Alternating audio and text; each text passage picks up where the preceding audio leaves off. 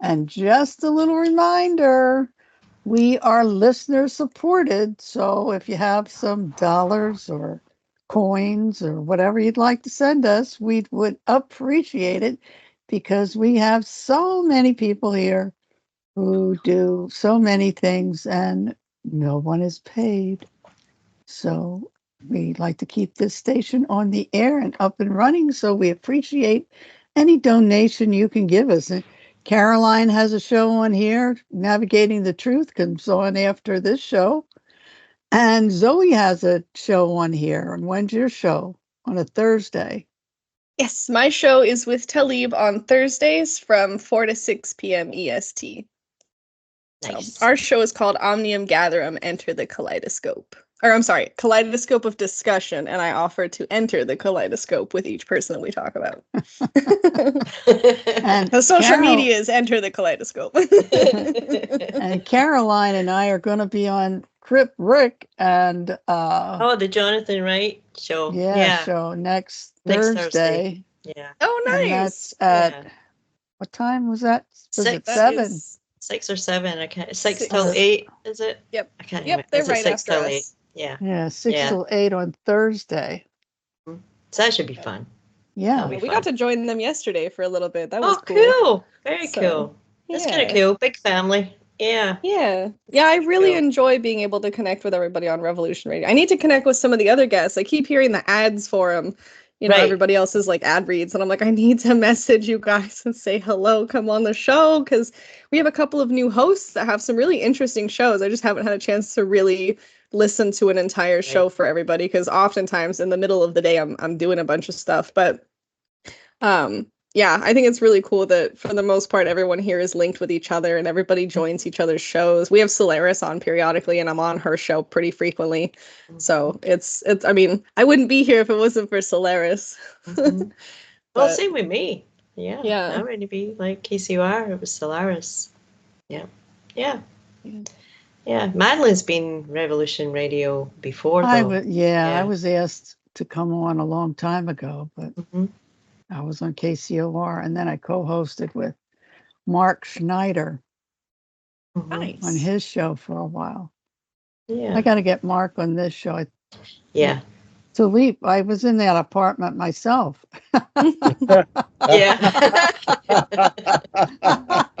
Has a nice view, doesn't it? Yeah. In this building, all the units look the same. So. Oh, my jumping spider friend came out to visit. I can see him on my spider plant. It's a spider on a spider plant. I don't have a name for him, but I was thinking of naming him like Frankie or something. I don't know. Frankie. Hey, Melissa. What does your sign say behind you? My sign says Life in the Hologram. Oh, yeah. It's supposed to turn around when we put it up someplace else. Yeah, it's reading right. You can read it. Yeah. Yeah, it's large. I couldn't see the hologram. Oh, okay. Yeah. Yeah. That's nice. You know, your spider's probably female. Is it? Yeah, I think 80% of spiders are female. Oh, okay. I don't know why Melissa comes to mind, but I'm more than happy to name her Melissa the Spider because she hangs out sometimes and I see her periodically on my window. So I don't know which plant she lives in, but it's right behind my computer, which is a little unnerving. But she's been eating a lot of the bugs, so good for her. We've established some kind of a truce. She's eating all the icky bugs, and I just leave her alone. I have a healthy respect for spiders, much like God. I don't know. I saw Lord of the Rings. I know what a spider can do. I don't really. Yeah, they have to stay in their place, you know. Yeah. Like I will put a spider outside. Like I'll do the whole bit, you know, get a glass and put them out. But there's times if they come into my space, smished. Yeah. Gone. Yeah, if you're like in my bedroom or like near my pillows, like don't come near me. Yeah. No. Oh, she's just doing a little dance over here. When I stay in the corner. When I lived in Sedona, the lady that I rented the apartment from wanted me to capture the bugs and put them outside. When you lived in Sedona, did you ever hear of a gentleman named Hale Dwaskins? No. I was there in 04 to like 09, I think it was. He's a gentleman that runs a program called the Sedona Method. Oh, that's what I've heard of that. Yeah. That's what you have been learning, right? That's what you're teaching. Yeah, I practice. Yeah, I like, practice. practice and assist, maybe coaching, people along.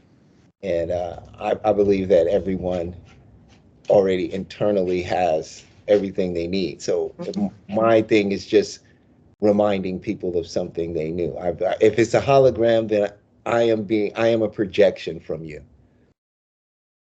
So anything I say to you is still from your perspective based in your belief system. So I'm still saying things you know, you're just experiencing it from a different perspective. So that's how I look at, I've come to, in my own internal way, rationalize the whole experiencing itself, right? Because the hologram is that each of us is a perceptional universe. We are part of source. Source is experiencing itself through us. Each one of us is still the one, So the whole of the picture is in each one of us, which makes it a hologram, which also means each person is a universe, which means each person is perceiving or producing the experience they're having in reality, whether they're aware of it or not, because as the observer, as awareness, you're always aware. But you as the character may not be aware of the character you are. Right? So I like one of the questions is, to ask yourself, am I the person who's experiencing whatever I'm going through, right? Or am I the one that's aware of the experience? And simply when we ask ourselves that question, we can begin to see, oh, wow, wait, I'm the one that is aware of the experience. So I cannot be the experience. So it's not technically happening to me. Yeah, I can relate. Yeah. Then, so, I've learned that, okay, if this is a mental world, if this universe is frequency being interpreted because the eyes doesn't see, we're not actually seeing anything. The eyes doesn't see a desk or a computer or a table or the sun.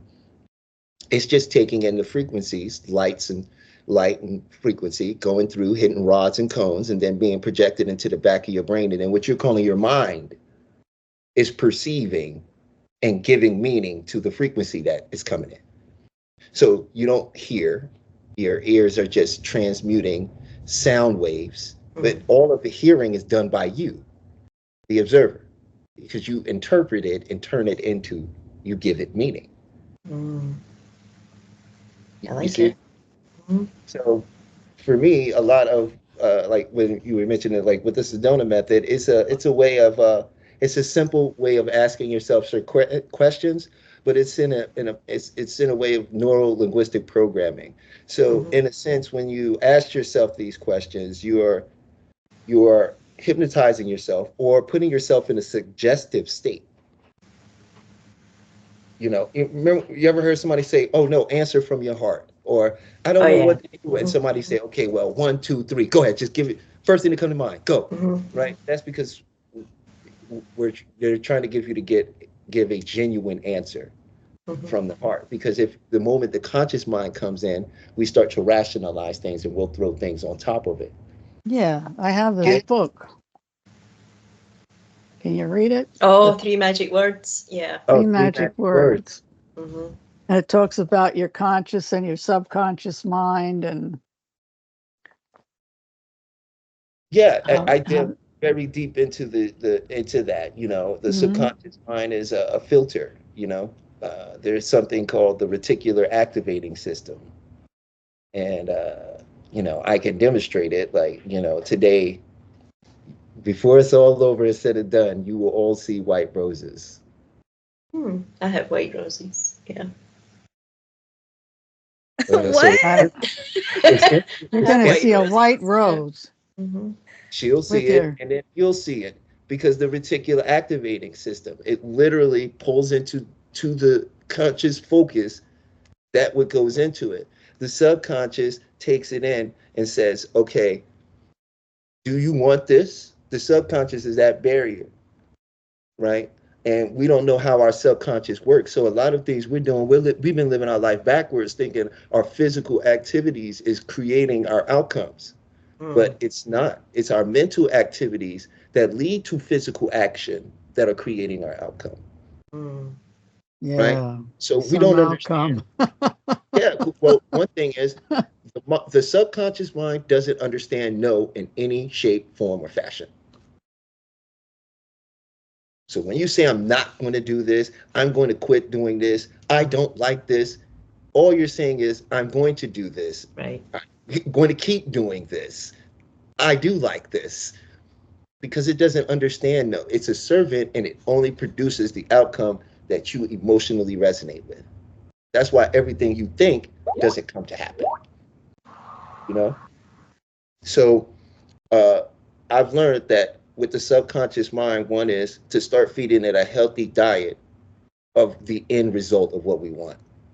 It doesn't understand roads to get things done because it's an instant thing.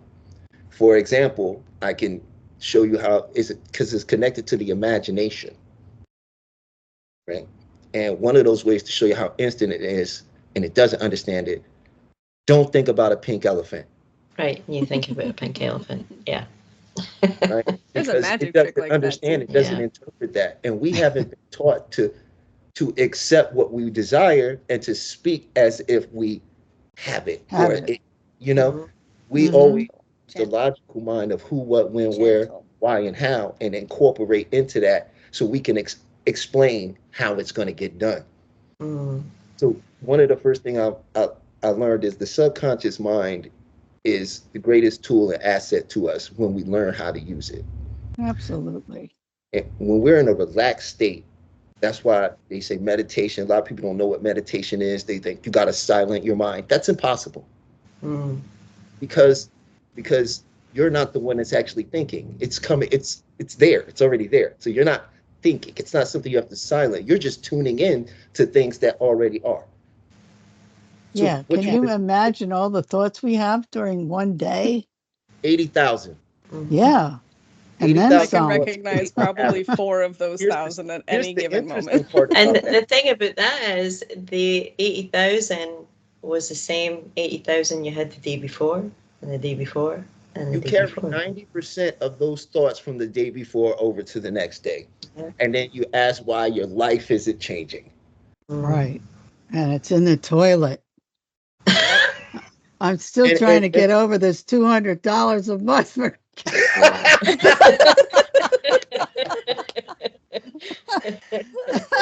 So, Joe, what happens when you got 16 paws? I thought you only had 3 cats.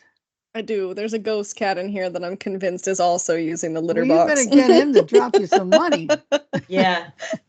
Well, technically, Bagheera is making me money from the grave because he is the only cat that has a fan base that I like. From my perspective, like my cat's got a fan base, and so people want me to make some little characters of him too. So I make those little itty bitty charms, like what I made Solaris, and like the little fairy I made you, Caroline, which I have to send that. It's finished now, and he has a buddy, and I got to get it in the mail for you. Can't afford to send it because she's spending $200 on cat litter. Hang on for now. The shipping is so expensive to send anything like to here. Yeah. It's like it's off the charts. It won't matter in a minute. No, it won't matter. Fact, everything they're doing right now, and the reason they're crunching people down is so that they will inevitably accept UBIs. What is that? Which is universal basic income. Oh. See, what people don't realize is we are no longer in a permission age. The permission age was my parents, my grandparents, who worked hard, they got a degree, they got a home, they got a good job. That was the permission age. No, we lived in the information. And in the permission age, what was necessary? Workers. Workers. And not just workers, families. So our grandparents, they had family and extended family. And extended family was still a part of the main family, cousins, and everybody was in the house, aunts and uncles come over and smack you on your head when you did something wrong. Yep. And then they created what they called the nuclear family. That's when they created the office space and they got rid of manufacturing and agricultural work. You see? And television showed us this nuclear family, like the Cosbys and what was that? Stairway to Heaven one, and Dawson's Creek, and all these shows, because they use subversive ideology to program us, right? Because they know this is a psychological environment you actually are in. So they, more than anything, have to control your psychological state, right? So now they've worked us into an area of what? We're in the computer. This is the new... We're watching a new revolutionary age. We're watching like when the industrial age burst, or when cars and automobiles came on. This what we're looking at right now. But it's under Moore's law, which means it expounds exponentially every 2 years. So guess what you don't need?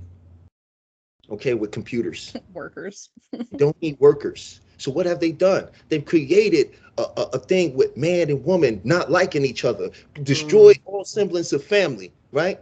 Guys don't want to date, women don't want to date, but everybody wants to be in a relationship. Yep. Right? They've created this air where you don't need nobody, right? Your kids leave home at 18, or they can't wait to leave home, and they only want. And now when kids coming home, they coming home to live off the parents, right? But no work together is not there. You see what I'm saying? Because they don't need you reproducing, because they don't need workers anymore. Right. Because what's next under the computers? They're showing you it. They're giving it. They're letting you playing with it. You're so excited for it. Artificial intelligence is working through what now? Through art and things like that. That's very important, and entertainment, because this is what programs people in their belief systems. This is what shapes their view of the world. Yeah. You see, artificial intelligence not learning because it's learning because they gave it to us and said, use it. But everything you're doing, and every question and every task it fills, it goes back to their server. To their master, so they can just monitor you more. So they can put it in a robot. But it's data at this point. It's no there's so no they don't need sentience. Then you need robot fixers. Yeah, robot technicians. There's already automated McDonald's. Yeah. Yeah, they have an automated Starbucks here. There's automated Starbucks. There's now. And who wants to drink that coffee? I don't recommend it. Go to anyone else that's local, but forget Starbucks. That stuff is the worst. Remember, the selling point of Starbucks was the personal touch, that you went in there and you smelled fresh coffee. They didn't even start off selling coffee. They started with coffee cups and cups of coffee. They started out selling ground coffee. You would go in there and get your coffee grounds to go make your own coffee. Then they started selling machines. Okay? Then they went into the business of selling you a cup. Right. But see, the whole point is that their coffee's not even good, though. All these things, and remember, it's been a mass. This has been a plan. See, it started with things like, you don't need to buy a physical video game. You can just buy it digitally. You don't have to buy a book anymore. Here's a Kindle, and you can have 5,000 books on this one device. You just don't actually own any of it. Let me tell you, my son still reads. He loves it. I still read. You know, one of the things we both do?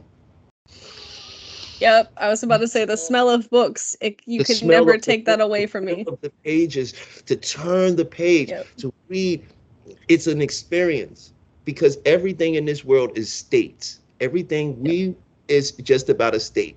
If you want a relationship, it's not because you want a person. It's because you want the state that person will put you in.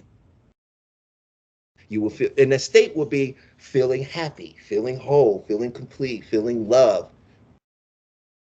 Yeah. And they've removed the impersonal aspect of that from us. So now you see that they've broken up the home, right? They don't need man and woman. They need people to think they could be whatever they want to be. because they need malleable people in society to shape. Because remember, this is imperialism.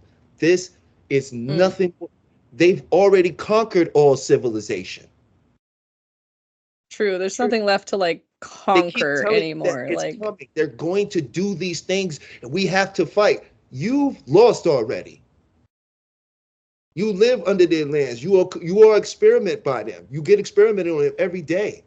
You get you have their poisons falling from the sky on top of your head. It's in your food too. Now it's in the Band-Aid. They let these get up here and tell the truth and say they're doing these things to us, and guess what? Doesn't do anything. Doesn't change the fact that you're not going to leave your job. You're not going to stop contributing to the system at large. Right. Because psychologically you have a herd mentality.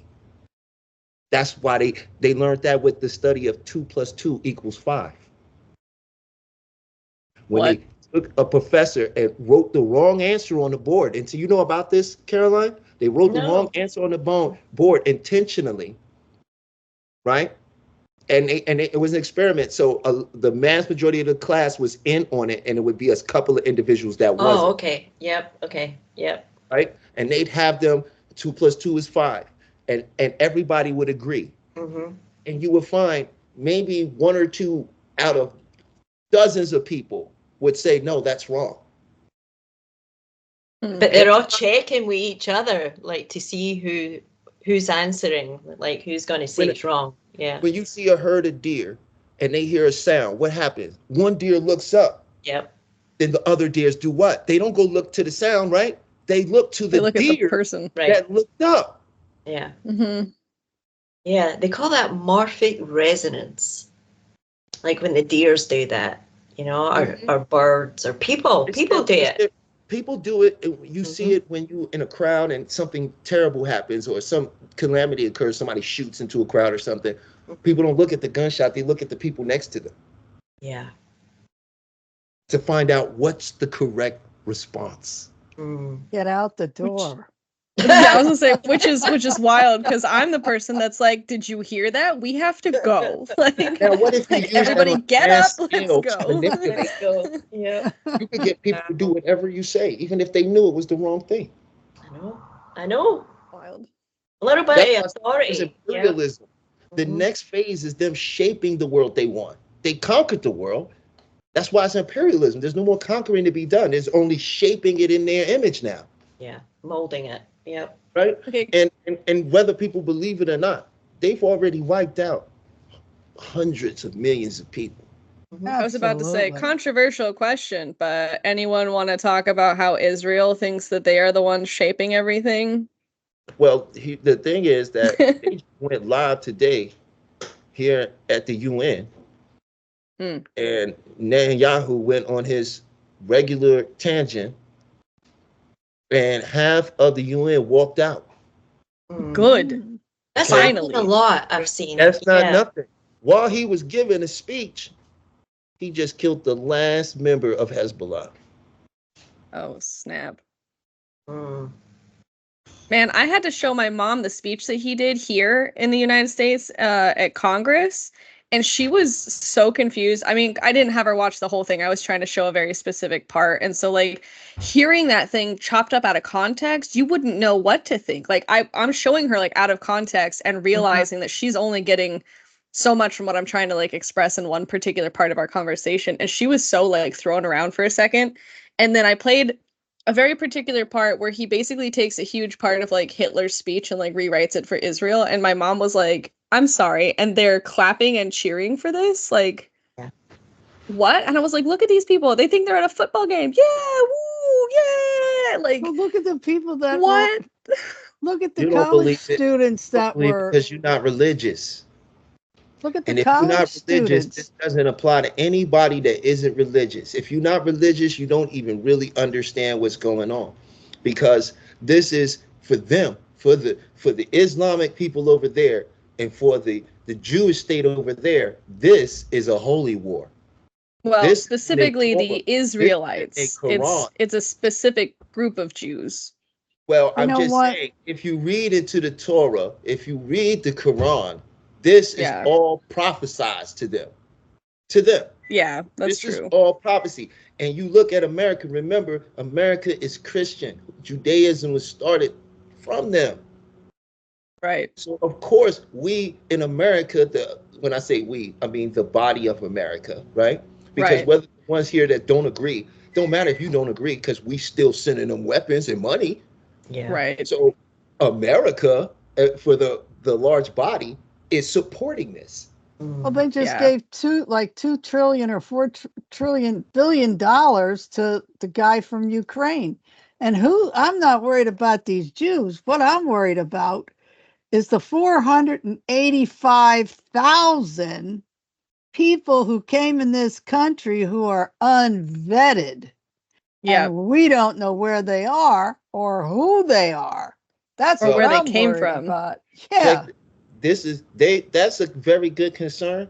But let me amplify that concern for you. See, here's the reality of that. We just turn it up to 11. Sleeper cells that they actually put in here, you done met them already. You probably know them. They have lived around you. They have ate with you. They have married into your families. They are here. So. They have worked here for 20, 30 years. They have kids that are here. They are not people just coming over here, just getting here. These are people that, because remember that Russia, China, and them said they were going to get America back, but it would not be through weapons and arms. Right. They have done ideological subversion in America since the 1960s. They have demoralized us. We do not believe in God, the state, the government anymore. You understand? Yeah. We do not have American values anymore. We don't care about football the same. We don't care about Thanksgiving and Christmas and the 4th of July. There are more people here now that are willing to burn the flag. Yeah. Than any time in history. Even when we had problems here, we wasn't burning the flag. Right.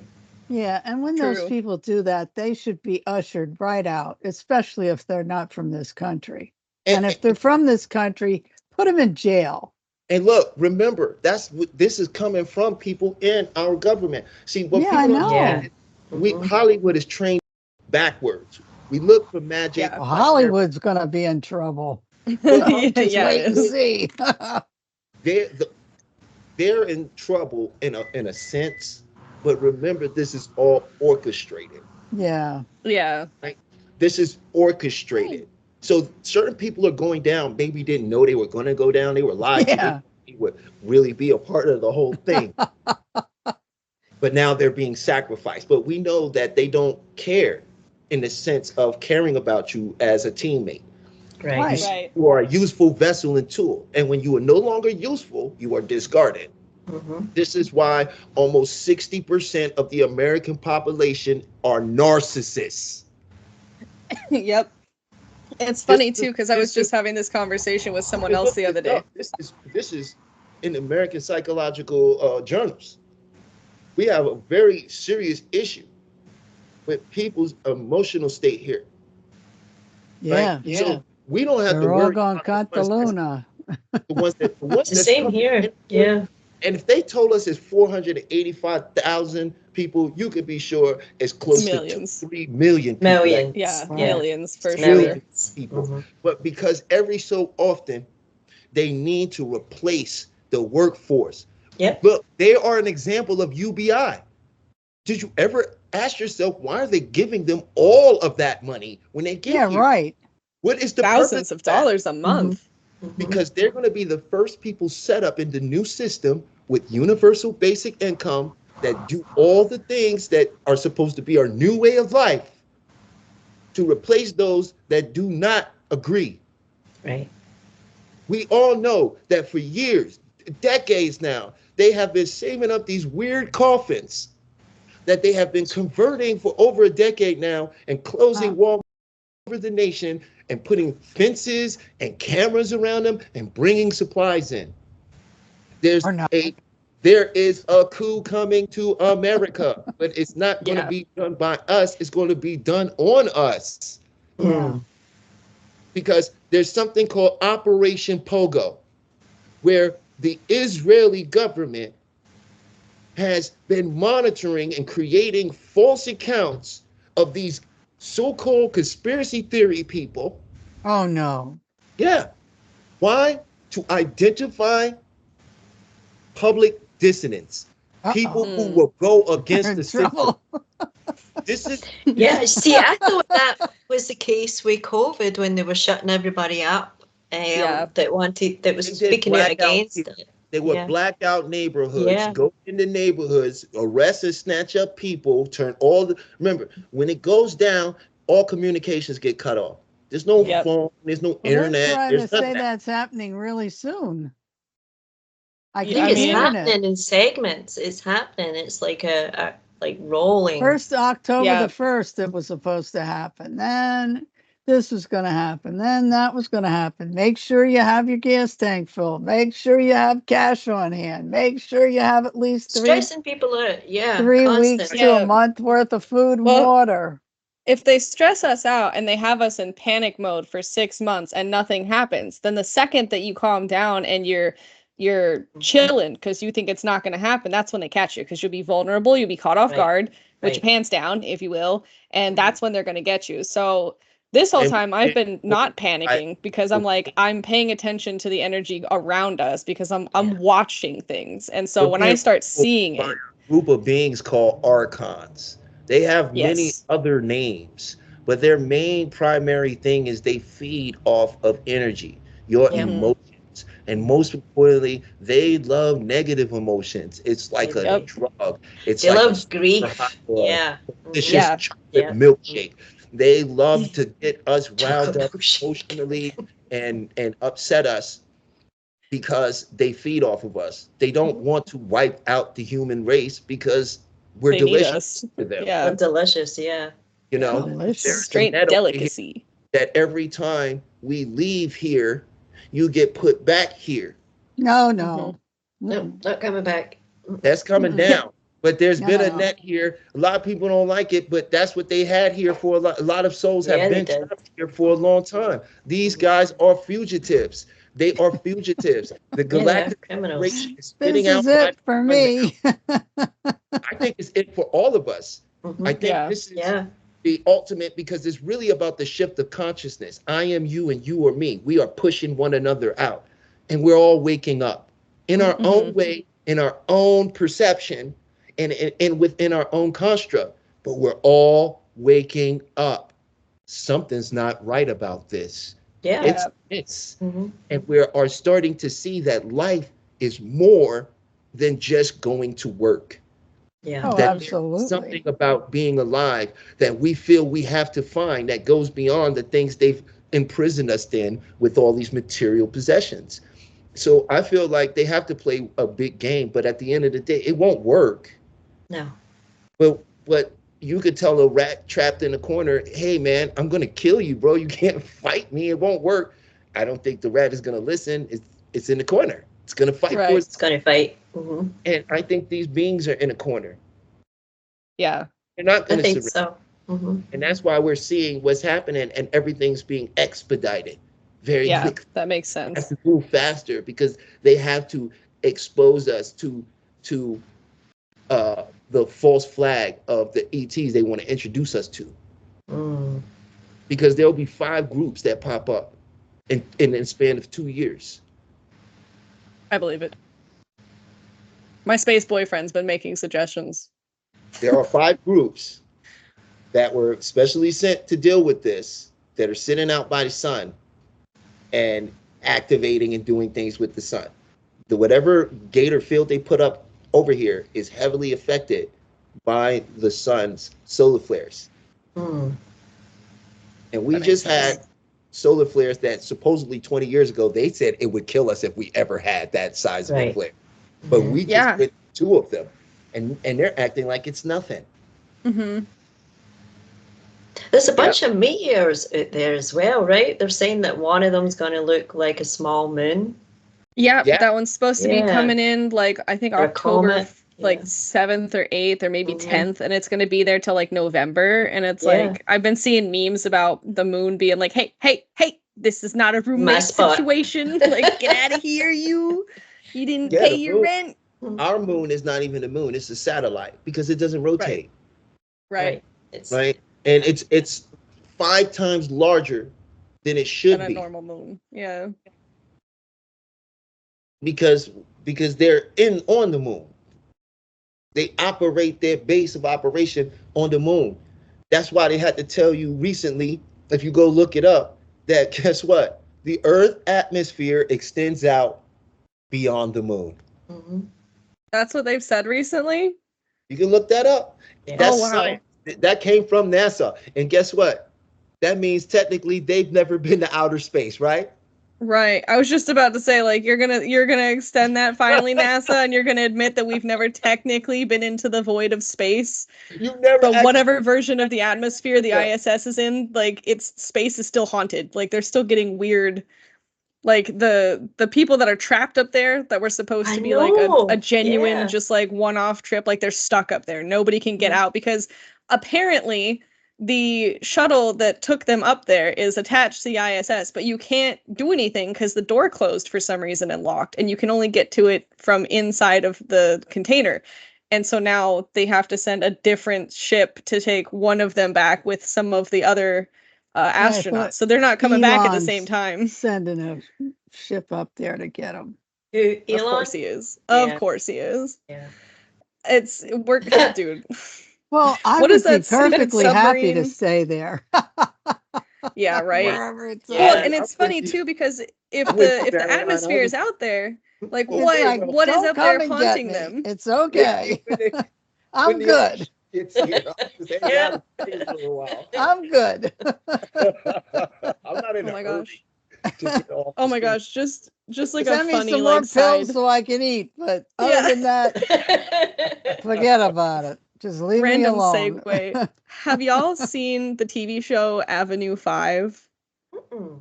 Yes, Oh of my course. God. That's Is it what I good? think you're the one that told me to watch it, Talib. I think we Yes. were talking about it and I couldn't Did figure you out watch what you were it? talking about. I watched it a while back, but I didn't pay attention because it was like in the background of something. So I started watching it the other day. Oh my God. I have not laughed this hard since I was watching Thank you. Space Force. Thank Like, you. oh my gosh. Yeah. Oh, Avenue Highly 5? recommend. First of all, Hugh Laurie is one of my favorites. him, He does yeah. a fantastic job. But the humor of it is just so relatable for people like us that are like constantly trying to communicate with people who just they just don't understand like I swear to normal God, it's like functioning. a mixture of Frasier and space. Oh, cool. That's Yeah, like, it's like it's the like level Frasier of in The comedy Office. is- You remember, if you ever watched Frasier, their jokes sort of compounded. They were very cerebral jokes, but boy, when they landed, they hit hard Funny. because they So were what so. channel's this on? It was an Um, HBO show. Yeah, Oh, so I'm watching it on HBO. HBO Max, but I was also watching it on Hulu for a little bit. So sometimes Hulu has it, but right now it's on Max. And But it's not on if Max is Netflix. letting you, I don't Or Prime. know Yeah, 'cause if it's it's an on HBO Max. It original. might be. It's an HBO Oh. original. Hmm. And Oh, a lot okay. of times, like, because they create these portals now, like you could go through Prime and get to HBO. You Right. could do that with Hulu as well because they have like package deal thing you could get. So you'll see in their thing, it'll be certain shows from HBO because they have that package with them. Hmm. So if you If you don't have the package and you can share passwords, I'll send you mine because I need more people to watch it because this is one of the funniest shows I've seen in a very long time. finish it I'll need because to look at it. Yeah. I need you to finish it because I wanted to petition to get it brought back but you have to watch it till the end so you understand why I say that. For some I reason, just got into season 2 and I didn't even realize it was season 2. That's like how smooth it was. Oh. Like the way that season 1 ended, I did not realize had ended. And then season 2, episode 1 hit and I thought it was still season 1. And then when I processed what was happening, I was like, oh my God, like what? And so I just got to the shuttle part. If you, So how did you know the what two I of you get together? Me and Talib?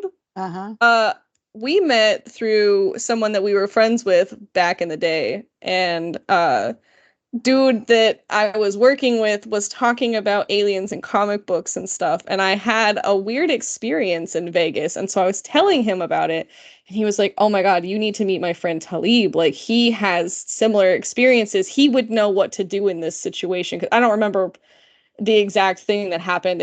I was seeing stuff like outside my house or something, and there were like black cars following me, and at the time I couldn't figure out why because I wasn't doing anything. I just like showed up in Vegas and weird stuff started happening. And it was before I was having any like significant encounters. So I was like, this is weird.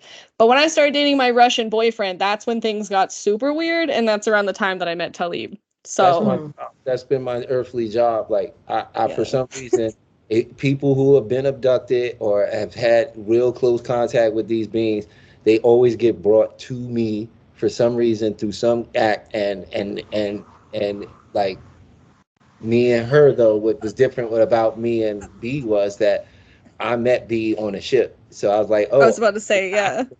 tell her I was telling her like, no, you was abducted. Like, I saw you on a ship. And then she was talking about how she remembered, because on this particular time they took us, I don't know where it was. I always feel like it was here somewhere on the outside of the city or something, but they took us to the spot, and we got off the ship, and it wasn't just me and her. There was a bunch of other people, but I didn't know them, right? But he was standing right next to me. We looked at each other. Oh my gosh, goosebumps. An explosion. It looked like a nuclear explosion went off. So they were showing you the where you were. They were showing you an event. You know, I've learned to not contribute everything they've shown me to an event.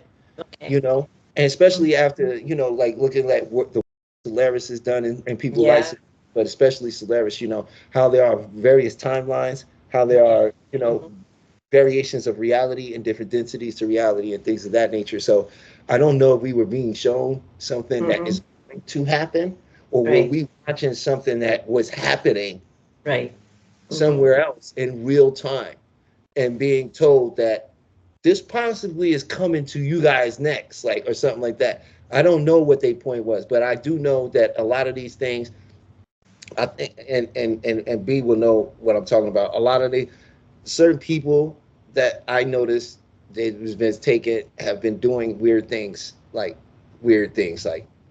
going off world and being involved in other things, like other.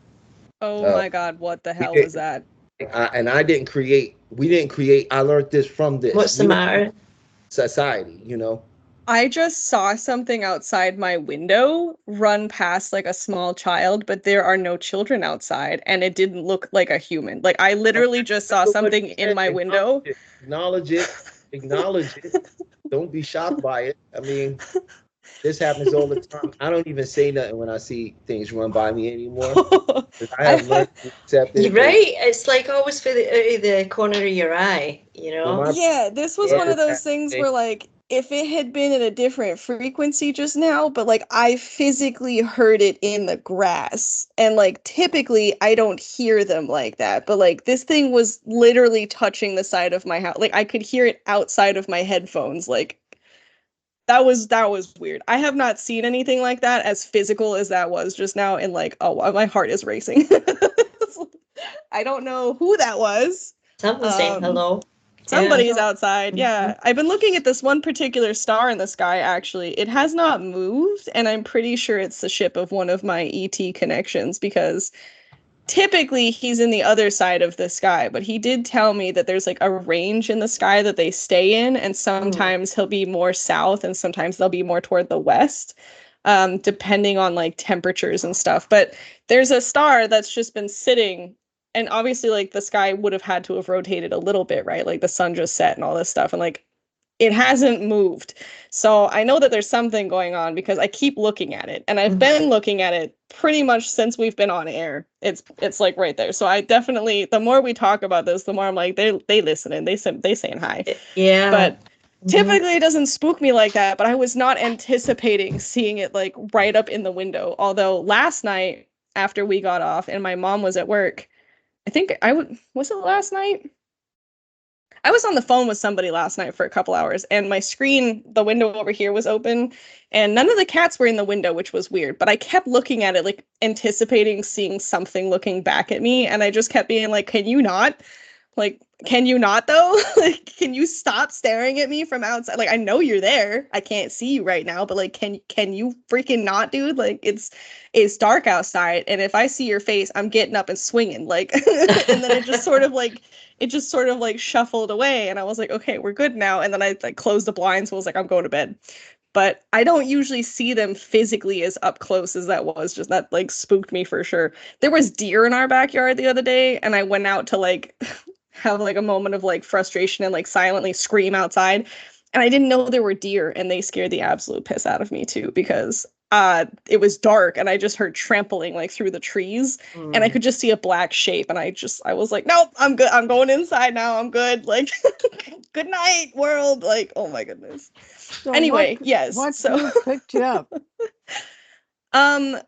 With me and Talib, I don't know. I think it was Gray's, but I'm not entirely sure. I personally remember there was a reptilian that used to follow me around for a while that I met. I don't remember what we called him, but he literally looked like a combination of like a cute Godzilla and like an actual alligator, and almost like a Disney character, but clearly like physical and not cartoony.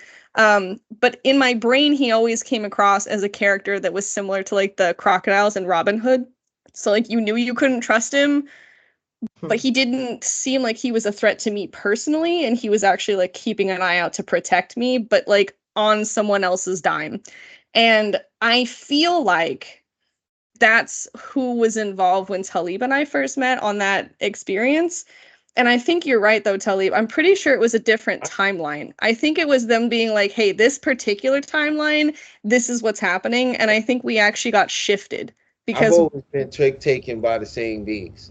It's the same dude, and it's beings? the same being. It's a tall, about 9 feet tall, gray. Oh, that gave me goosebumps. Oh, that reminded me of the ones that, yeah, they show up and they... That travels with him. You know what I'm saying? All the time. That's the ones that took me. They the ones that I guess was working with the government, whatever.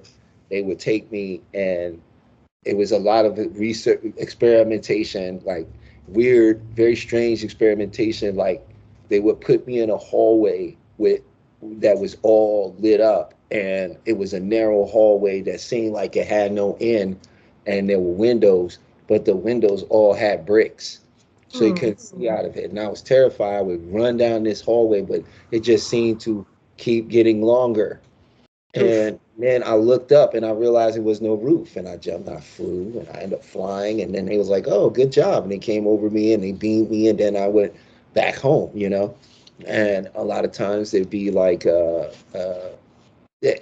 ending up in like a warehouse type facility with a bunch of other like scientists, and then they'd have people like me, and they take us and separate us into rooms, and some guy would come in and say, "This is what we're working on today. This is going to be the plasma core for the mercury cooling part of the engine. This is what you're doing. You're building this and this, that," and he'd go through what we were doing, and then we'd all be sort of hypnotized. We'd get up, walk in a line of when this bell rang, and everybody come out in a line, and we'd all walk into like a larger area, and then this group go this way and this group go that way, and you go over there to some area where you're working on an engine, And sometimes they would come and I guess fly in, and they would be upset or whatever, and they would take us and get in a fight with them and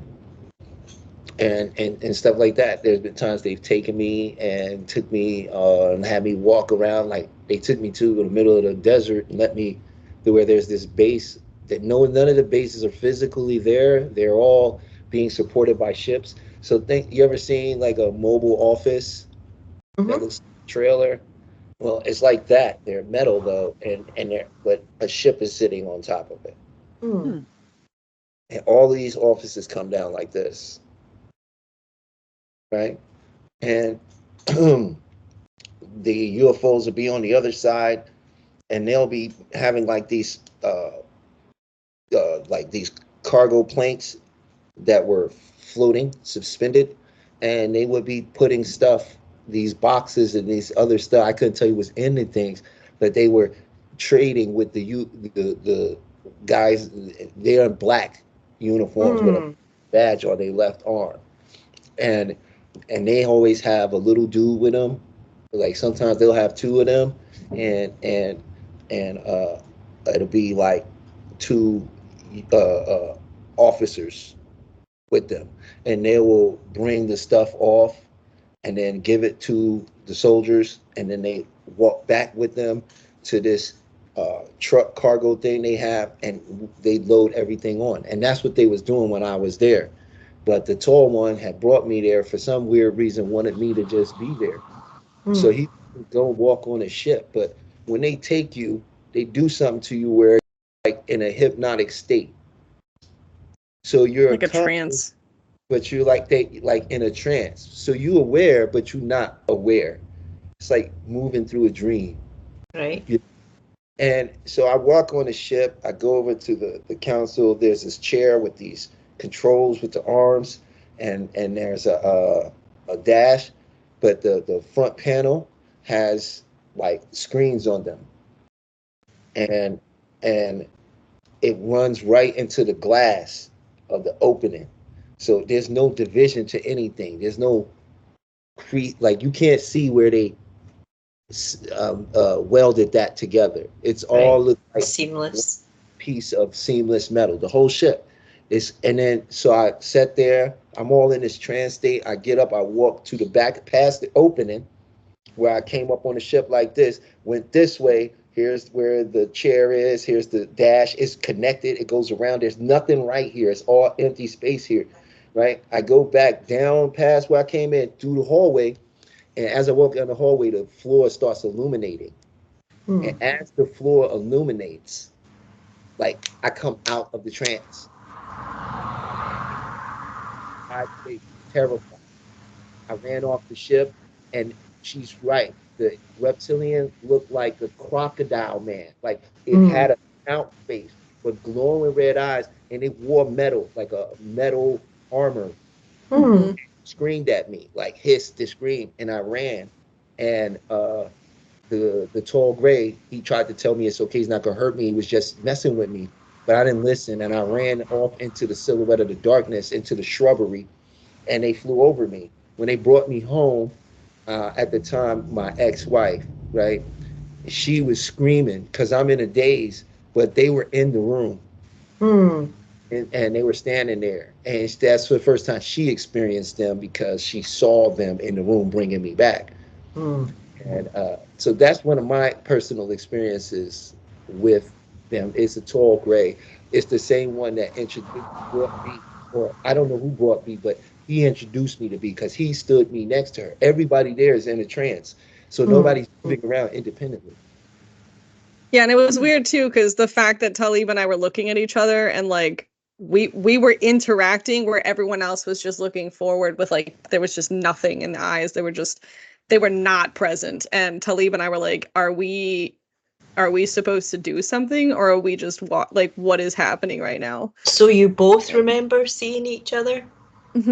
Yeah, because I think I told him, I said I remember seeing you, and he was like, we've never met before. And I was like, but you look familiar. And then when we started talking about other stuff, I had actually seen him. I was in a hospital gown when I found him working on the engine because I had run out of one of the test rooms because I was not supposed to be conscious, and I got up and I just started pulling stuff out of my arms. It was like, I don't want to be here anymore. I'm good. I'm going to go home. And I remember walking into like the big hole of everything and being like, I'm not supposed to be here either. And I remember seeing him, and then like 15 minutes later, I think it like they readjusted we're coming everything. up on the end of the show. So oh my goodness, that was great that you great. came on. Yeah, thank you, Talib. Thank you, stay Zoe. tuned. Thanks for having us for our Caroline show, Navigating the Truth, and we'll be back next week. Bye bye. Love you guys. Bye. Bye.